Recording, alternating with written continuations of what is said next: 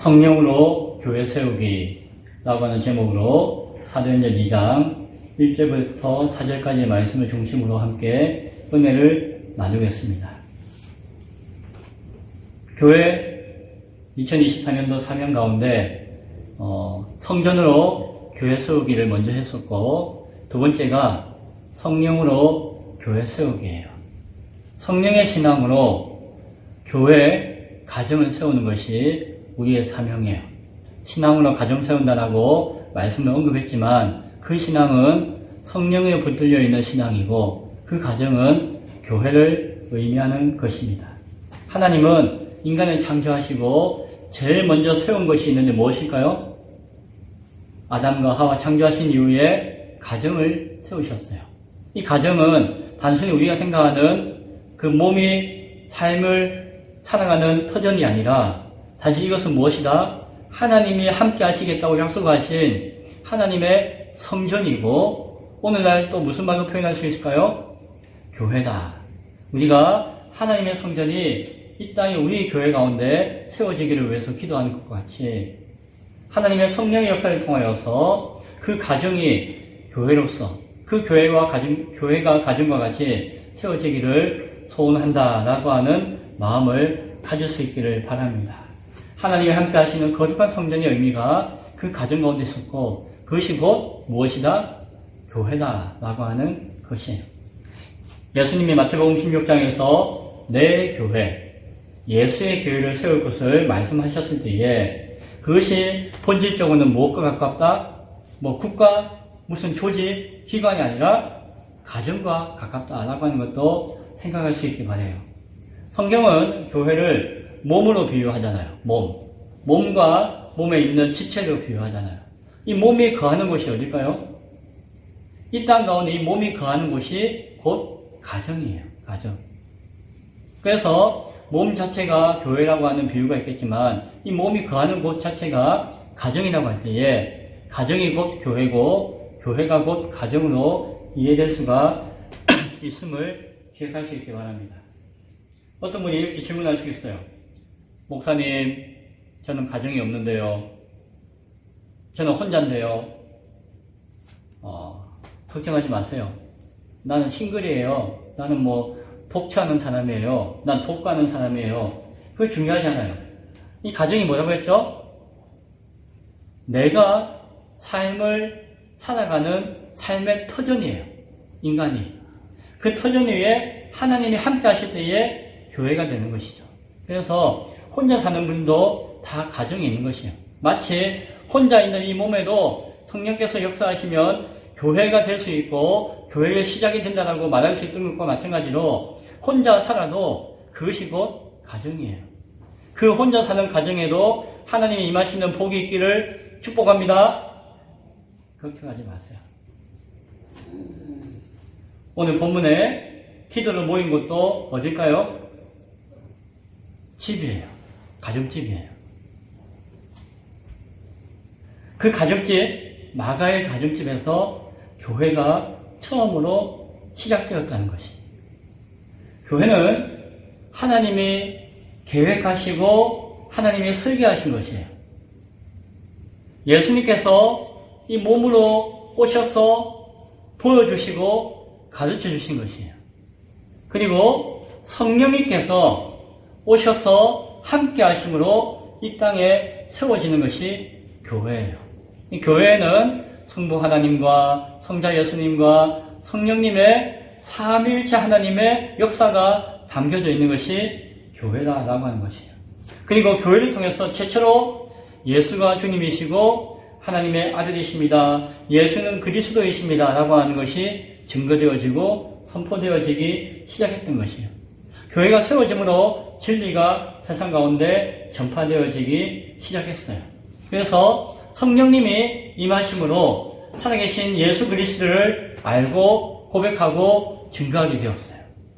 그래서 오늘 이야기하고 있는 예루살렘의 처음 교회든지 아니면 태초에 하나님께서 세우신 그 교회든지 오늘 우리가 기쁨의 교회라고 예배하고 있는 이 교회든지 이 모든 교회는 무엇으로부터 시작되어져야 한다?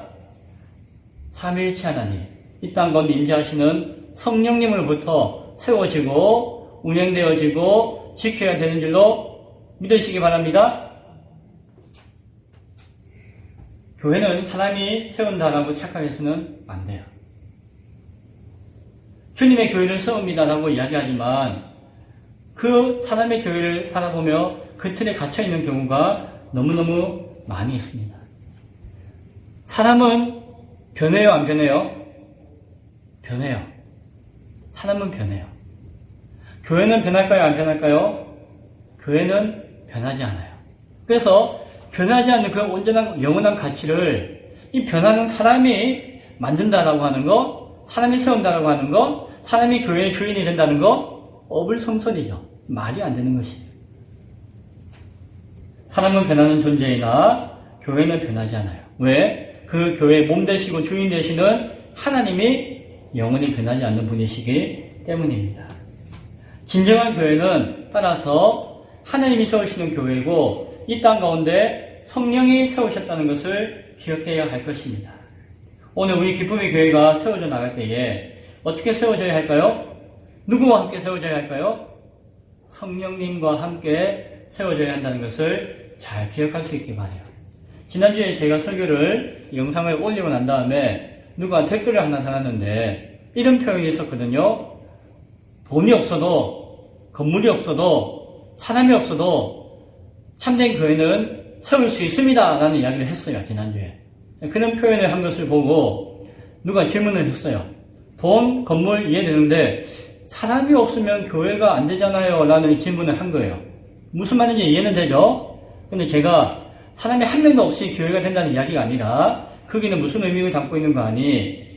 성령님보다 설치는 사람, 성령님보다 먼저 일하고자 하는 사람, 성령님보다 앞서고자 하는 사람이 없어야지 교회가 된다는 의미가 있습니다. 그런 사람은 없어도 됩니다 라는 뜻이 담겨져 있다라고 하는 제가 댓글을 달았어요.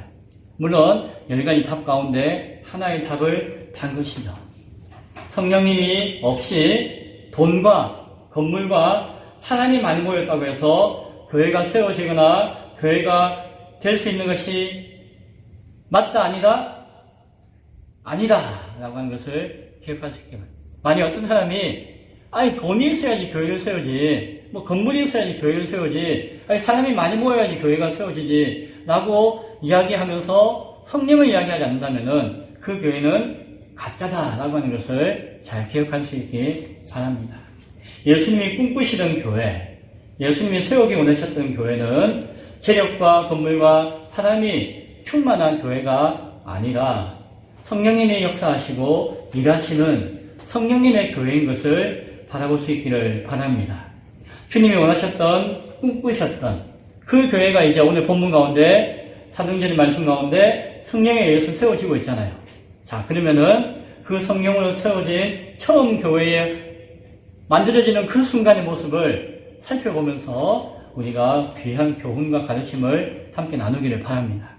하나는 하나님의 계획이 사람보다 먼저입니다. 교회는 하나님의 뜻과 계획이 사람보다 먼저예요. 오늘 본문에 보니까 오순절 날이 이미 이름에 라고 이야기하죠. 오순절 날 교회가 세워졌어요. 하나님의 영이 함께 하셨어요. 오순절이 어떤 날인지 아세요? 제가 몇 번 말씀드린 적이 있습니다. 구약의 3대 절기가 뭐죠? 6월절, 77절, 추잠절, 뭐 이렇게 다른 이름도 있지만 세 가지 절기가 있고 그 중에 하나가 77절인데 그 절기를 헬라식으로 부를 때에 오순절이라고 불렀다라고 이야기를 드렸어요. 6월절이 시작되어지고 그 다음 날부터 무교병의 떡을 먹지 않는, 누룩이 섞이지 않는 떡만 먹는 무교절의 절기를 지키기 시작해요. 그 무교절부터 50일이 지난 날을 구별하여서 77절, 맥추절, 초실절이라고 하는 이름 가운데 불러요. 77은 77, 49, 그날부터 49일이 지난 날 50일째 되는 날이라는 의미가 있고, 밀수학의 첫날이라고 해서 맥추절이라고 부르기도 하고, 그리고 그 첫 열매를 하나님께 드린다고 해서 초실절이라고 부르는 그날이 오순절이에요. 하나님이 약속하신 날이고 하나님의 뜻과 계획을 품어놓은 날이 바로 그날이었어요. 그날 성령께서 오셔가지고 교회를 세우셨다는 것이에요. 그래서 오늘날 교회는 그날을 성령 강림절이라고 부르기도 해요. 이 날의 의미는 신약 가운데 어떤 의미가 있을까요? 예수님이 부활하시고 50번째 되는 날이 이 날이었어요. 이 참 하나님의 계획은 신묘막측해요. 뭐 이렇게 되려고 해도 될 수 없는 것인데 하나님의 철저한 계획 가운데 그 날 하루하루를 세셔가지고 저 구약시대에 예정하신 그날을 오순절로 부르게 하시고 부활 이후에 50번째 되는 날로서 또 다른 오순절로 역사를 하셨다는 것이죠. 그날 하나님의 계획이 교회 가운데 있음을 오순절을 통해서 보여주시는 것이에요.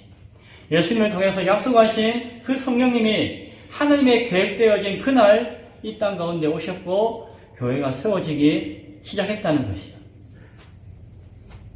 예수님이 부활하셨을 때에 제자들 찾아오셔서 만났어요.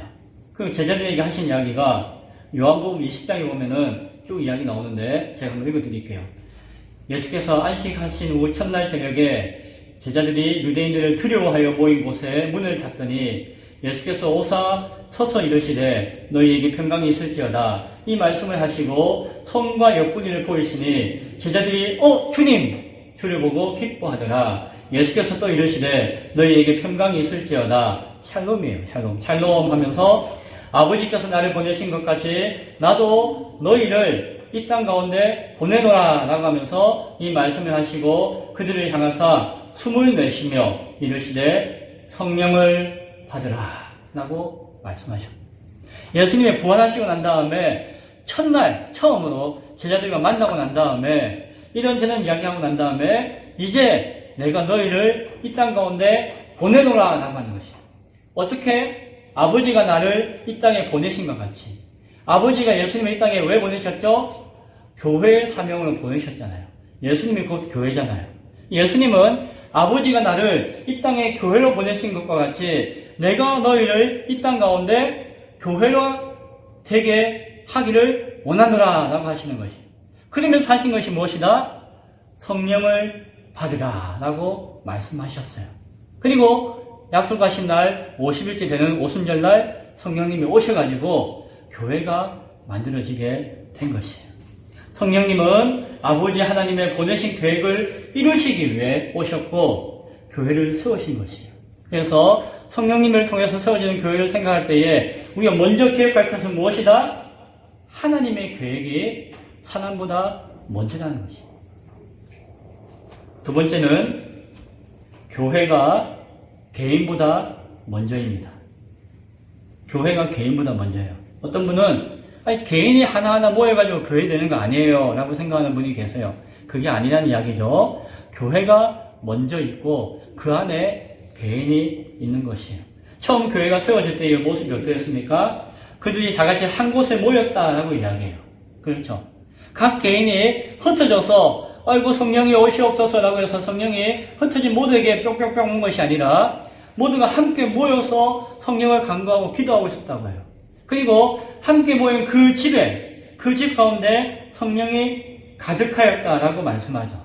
성령이 그 기도하는 자리 가운데 사람들 가운데 임할 때에 그 집에 가득하여 먼저 임하셨어요. 그리고 난 다음에 각 사람 위에 하나씩 임하였더라라고 말씀해요. 성령님이 이 땅 가운데 처음 오셨을 때에 어디에 임하셨다? 그 집에 임한 거예요. 집. 그 교회에 임한 것이에요.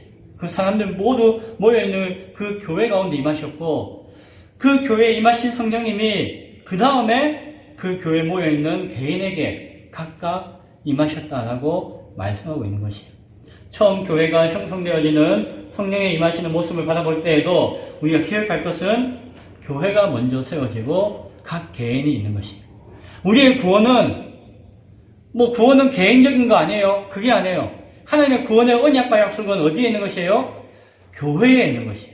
하나님의 구원의 계획은 교회에 있는 것이에요.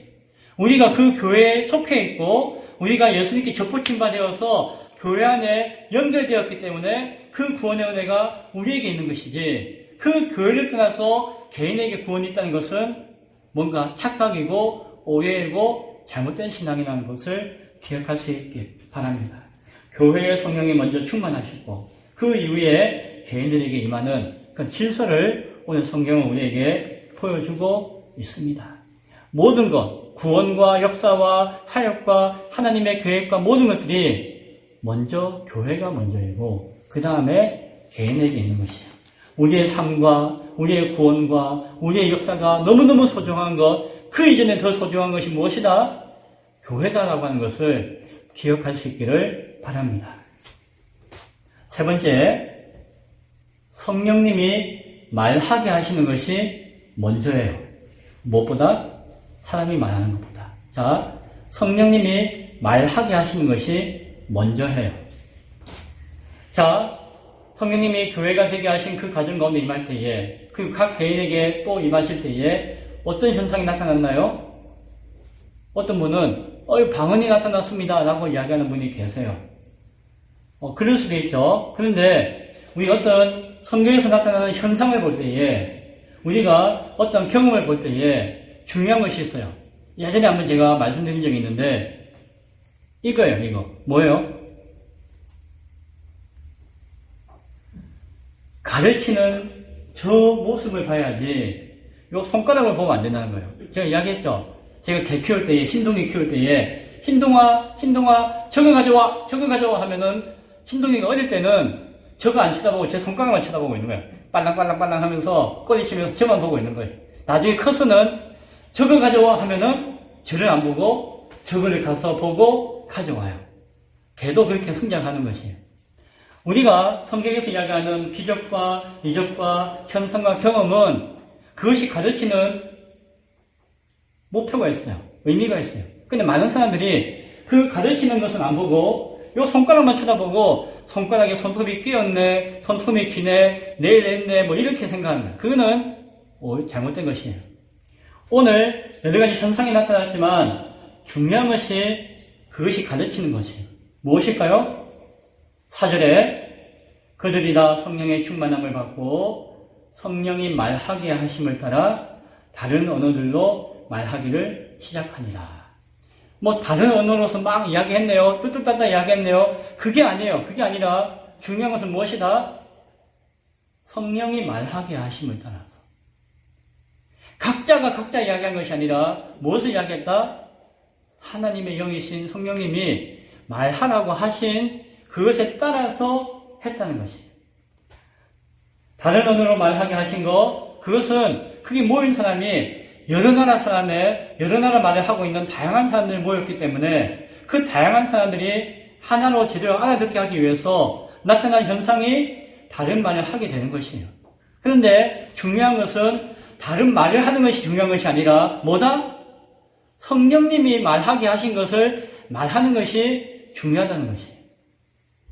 핵심은 자기 말을 각자가 했다는 것이 아니라 같은 말을 했다는 것이에요. 무슨 말을? 성령님이 말하게 하신 것을 따라서 말했다는 것이죠. 다른 말로 다양한 이야기 한 것이 아니라는 것을 명심할 수 있기 바랍니다. 다른 말을 했다는 것은 막 이 사람은 이 사람 이야기하고 저 사람은 저 사람 이야기하고 이 사람은 중국말 하고 이 사람은 미국말 하고 이 사람은 뭐 이상한 하고 뭐 뚜뚜따따한 이야기해서 막 정신이 없고 어지럽고 혼란함을 주기 위한 것이 아니었다는 것이에요. 그거는 저주예요. 바벨탑을 쌓을 때 인간에게 내리신 저주와 같은 현상이에요.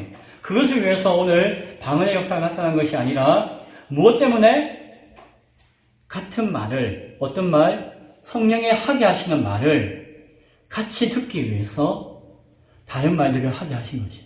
그래서 중요한 것은 성령이 하게 하시는 같은 말을 했다는 것이 중요한 것이고 그 말을 거기 있는 여러 나라 말을 하고 있는 여러 나라 사람들이 같은 말로 들었다라고 하는 것이 중요한 것이죠. 성령이 하신 것이에요. 성령이 말하게 하셨고 성령이 듣게 하신 것이 그것이 중요한 것이에요. 그것이 중요한데 그냥 뭐 말을 이렇게 했느니 저렇게 했느니는 그건 아무 의미가 없는 것이에요. 서로 다른 말을 하고 다른 마음을 가지고 다른 뜻이 된다면 그거는 가짜예요. 가짜예요. 오늘날도 방언을 하게 되어지고 오늘날도 역사를 경험하게 된다면은 그 증거는 성령으로 같은 말을 할 수 있는 것이 되어지고 그 안에서 하나가 되어질 때에 같은 마음을 가지고 같은 뜻을 품게 되어질 때에 그것은 진짜예요. 성령이 말하게 하신 것의 내용이 뭘까요? 11절에 언급되어지고 있는데 하나님의 큰일이다 라고 이야기해요. 그래서 성령께서 말하게 하신 것도 성령께서 오늘 내가 와보니까 날씨가 참 좋다.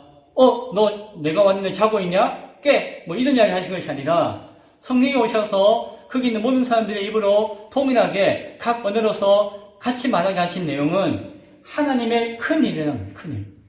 하나님의 큰일이 뭔데요? 뭐 크게 하신 일이에요?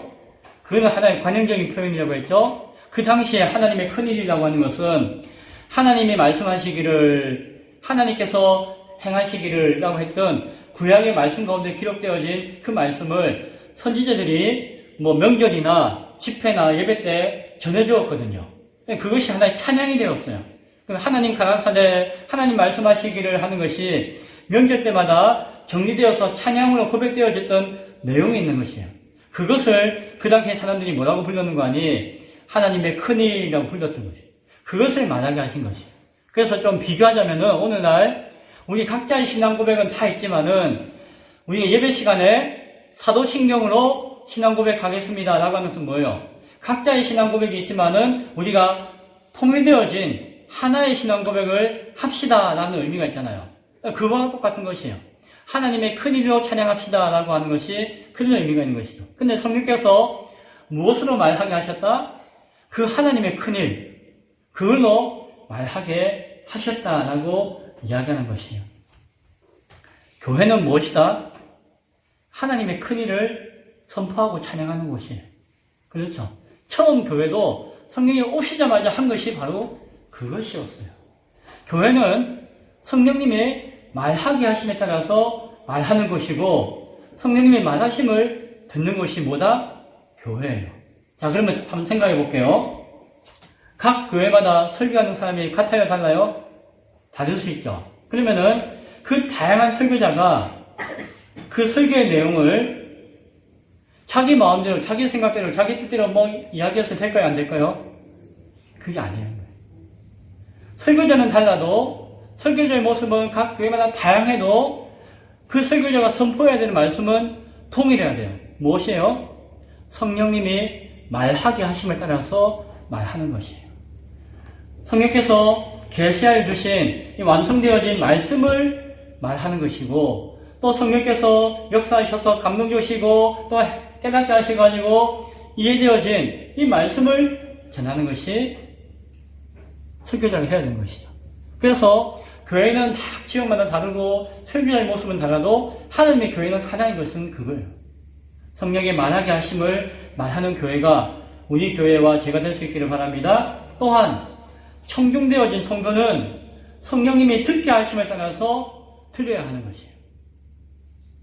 성령께서 말하시는 그 말을 들어야 하고 그 말 속에 숨겨져 있는 뜻과 마음을 헤아리고 이해해야 하는 것이에요.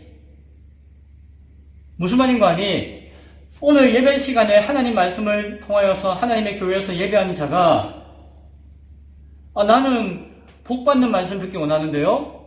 나는 병낫는 말씀 듣기 원하는데요. 나는 뭐 행복해라는 말씀 듣기 원하는데요. 나는 이런 말씀 듣기 원하는데요. 내가 듣고 싶은 말씀 들으러 교회 오는 것이 아니라는 것이에요. 성령께서 말씀하시는 것을 전하고 성령께서 말씀하시는 그 말씀을 듣기 위해서 오는 것이에요. 그것이 하나님의 말씀을 듣는다라고 하는 의미이고 하나님을 만난다라고 하는 것의 의미예요. 각자의 생각이 다르고 환경이 다르고 형편이 다르고 뭐 연배가 다르다 해가지고 자기의 형편과 자기 뜻대로 듣기를 원하고 만약에 그렇게 듣는다면은 그 교회는 성령이 세우시고 역사하시는 진짜 교회가 아닐 수 있다는 것이에요. 네 번째는 성령님으로 하나 되는 것이 먼저예요. 각자의 삶과 형편과 모습은 다 달라요, 교회 안에. 그러나 성령 안에서, 교회 안에서 교회로 하나가 되는 것이 각자가 살아가는 것보다 먼저라는 것이에요. 각자 개인사와 인생보다도 성령 안에서 하나가 되는 것이 먼저라는 것이에요. 사도행전 2장 42절에 그들이 사도의 가르침을 받아 서로 교제하고 떡을 떼며 오로지 기도하기를 힘쓰니라. 함께 살았다는 것이에요. 예수님은 하나 되게 하소서, 주님이 하나님과 내가 하나 되었듯이 내가 저들과 하나 되어지게 하소서, 또한 저들이 서로 하나 되게 하소서라고 기도하셨잖아요. 그 의미가 그들이 교회가 되기를 간구하셨다. 그냥 교회가 세워지기를 기도하신 것이다 라고 제가 지난주에 말씀드렸죠. 그것은 곧 성령으로 세워지는 교회는 하나 되어야 한다는 것을 의미하고 있는 것이에요. 그것이 전제되어지고 있는 것입니다. 성령님이 하시는 일은 교회가 하나 되게 하시는 것이에요. 만약에 어느 날 교회가 지지고 볶고 싸우고 분열되고 나누어지고 깨어지고 다투고 있다면은 그것은 성령의 역사가 아니라 성령을 회방하는 악한 영의 역사인 것을 우리가 바라볼 수 있어야 할 것입니다. 고린도 교회에 아주 성령의 역사가 강했다라고 이야기하고 사람들의 열심과 은사가 아주 뛰어났다라고 이야기하지만 거기에 바울파, 아볼로파, 게바파, 그리스도파 등등 여러 파들이 나눠져 있었어요. 근데 바울은 그것이 옳은 신앙이 아니다. 아무리 은사가 많고 아무리 열심을 내고 아무리 능력이 나타나도 그것은 바른 교회가 아니다라고 가르쳤어요. 그리스도 안에서 성령 안에서 하나가 되어야 된다라고 이야기했어요. 그래서 고린도전서 3장에 보면은 21절에 그런즉 누구든지 사람을 자랑하지 마라. 사람이 드러나고 사람을 자랑하면은 교회가 다 쪼개지고 깨어지고 분열하고 다투고 그렇게 되는 것이다 라고 이야기해요. 너희는 그리스도의 것이요 그리스도는 하나님의 것이다. 하나님의 것으로 드려진 교회에서 사람을 드러내서는 안 된다는 말씀을 고린도전서 3장에서 해주고 있는 것입니다. 교회에서 신앙생활하는 분 가운데 상처받는 분이 엄청나게 많아요. 시험 들었다고 하는 분이 엄청나게 많아요. 왜 성도가 교회에서 상처받고 시험 들고 그리고는 교회를 떠나요? 지금 교회 떠난 사람이 270만 명이에요. 통계적으로. 교회 다 떠나요. 어지간하면 교회 안 붙어 있어요. 이런저런 이유 때문에. 그 이유 중에 하나는 그 교회 안에서 내가 먼저 되어지고 내 것을 찾고 내 뜻대로 내 생각대로 되어지기를 주장하기 때문이에요. 물론 그것 때문에 피해를 당하기도 하고 피해를 주기도 하지만 그런 모습 가운데 나눠지고 상처받고 어려움을 당하는 것이에요. 교회 안에 내 것은 없습니다. 교회 안에 모든 것들은 다 하나님의 것인 줄로 믿으시기 바랍니다. 사도행전 4장에 32절에 귀한 말씀이 있어요.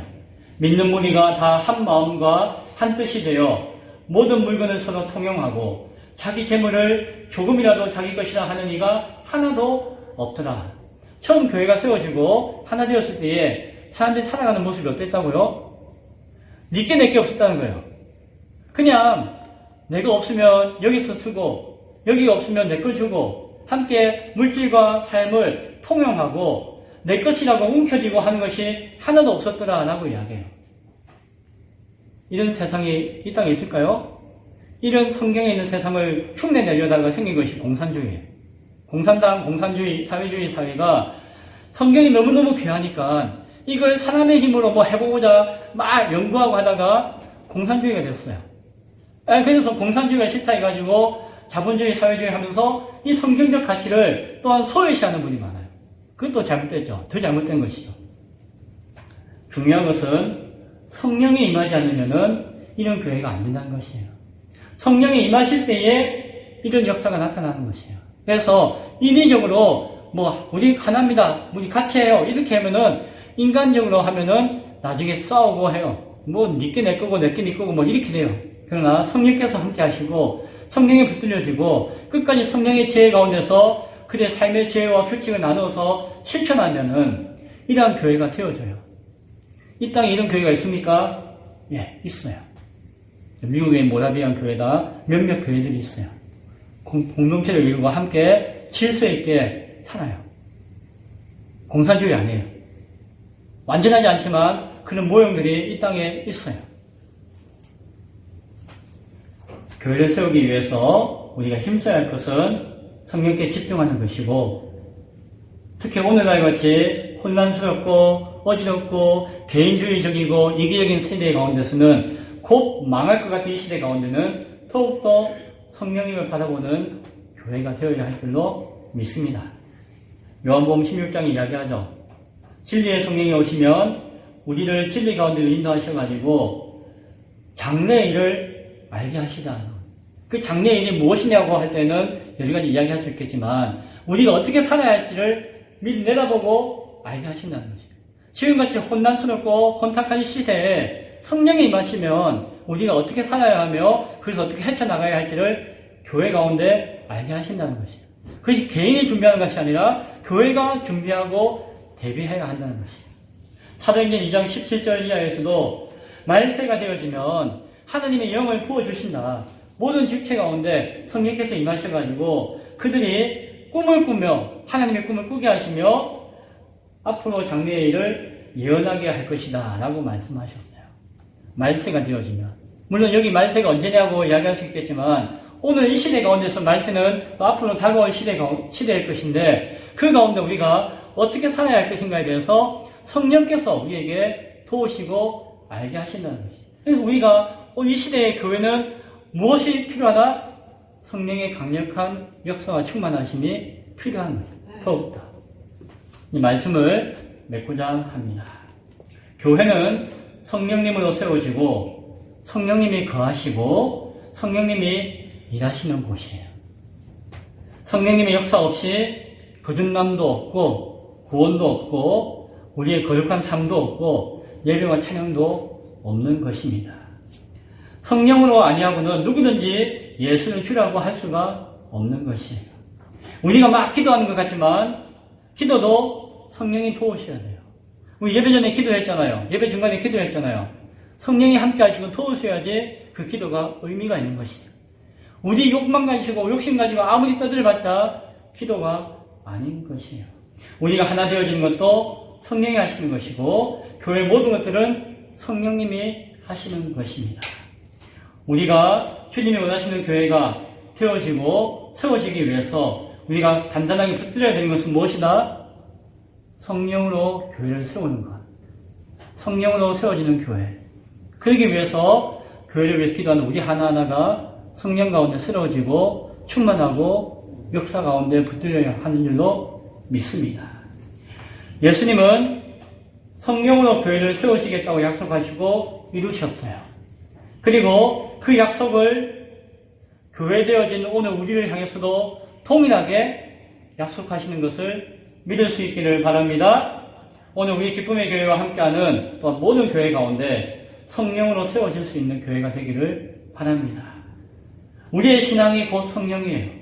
우리의 가정이 곧 교회예요. 성령으로 세워지는 교회, 성령으로 교회를 세울 수 있는 우리 모두가 될 수 있기를 간절히 축원드립니다. 기도하겠습니다.